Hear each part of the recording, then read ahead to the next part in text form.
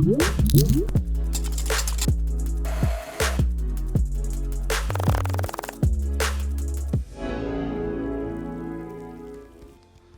I'm Scott, Development Chef for Panasonic.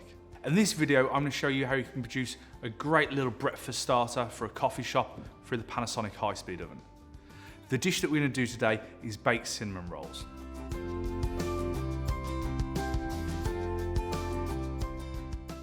What I have is my chilled puff pastry that I've just put some cinnamon mix on.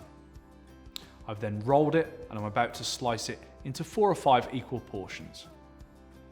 The program that I'm going to utilize is going to be microwave P4 with the convection running at 60%.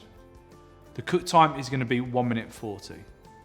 As it comes out, you can see that I've got the correct puff and lovely glaze and bake on the product.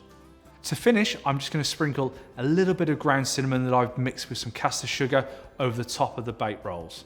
Traditionally, to cook off these pastry items would need a convection oven. This method of cooking can take anywhere from 18 to 22 minutes. But as you've just seen with the Panasonic high-speed oven, we've been able to shorten that time down to a matter of minutes.